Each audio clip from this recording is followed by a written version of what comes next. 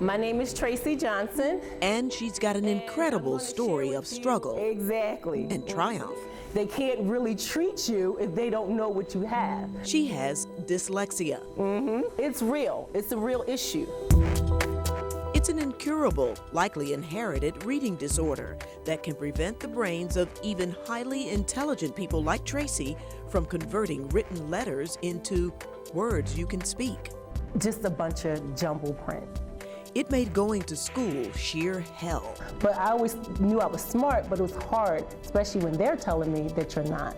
That was the most heart-wrenching growing up, and adults telling me that I was dumb, telling me that I was slow, telling me I was lazy or stupid. Teased, taunted, isolated, and never diagnosed. She was tossed into the wrong special ed classes, but she learned tricks to get herself through. I used to try to use little things to kind of get around reading out loud. Cover-up artist. Absolutely.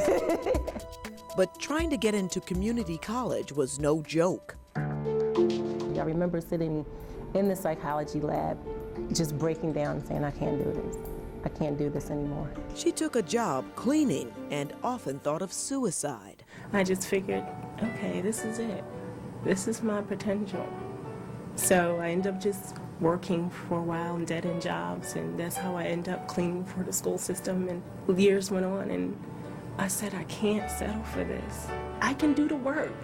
I just need the proper help. I need the tools to do it.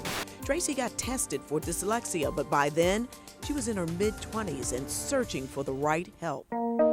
I saw her reading about the 4th grade level. Certified reading specialist Judy Mazer has been working with Tracey for about 16 years. Or even I can scan it in and email it to you. She still is. I can send that to her. She now has a bachelor's degree in psychology, a master's in special education, and she's working on a second master's.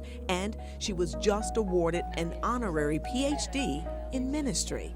Number one, if you never knew what faith is, you will now know what faith is. On this side, these are just some additional facts. Dr. Rakhmanda Campbell and Tracey have joined forces through a reading clinic to get information, hope, and resources into the hands of parents and children who are the least likely to be tested for dyslexia. The sooner that you intervene, the sooner you can get help. We need some type of visual in our minds to help us to remember which way that D is going, which way that B is going. And we have to slow down and think about it.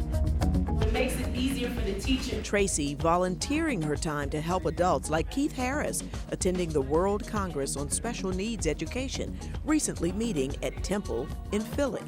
You will never see a course in college directly teaching the teachers about dyslexia. Even herself almost cried sitting there watching her film back there. This is what I wrote up today. Let's see if you can read that. Let's see. She also showed us she's not cured. Tough cookie.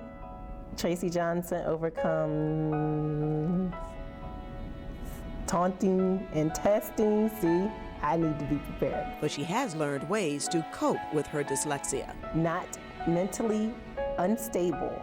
I did what I had to do. She shares all kinds of learning tips like recording instead of writing notes in class, then transcribing it later at her own pace. Very time consuming, but that's what I had to do. Yeah. She offers contacts and resources through her nonprofit group, Vessels of Hope. Thanks again, everybody. And yep, she's a hit with this crowd. This class is very inspirational to me, and I could take that home to my daughter and maybe show her. Take care.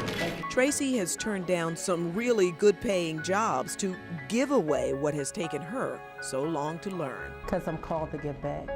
There is no way that I'm going to gain all this knowledge and not give it back to the people that I know need it. Good, I'm glad you enjoyed it. Thanks for coming.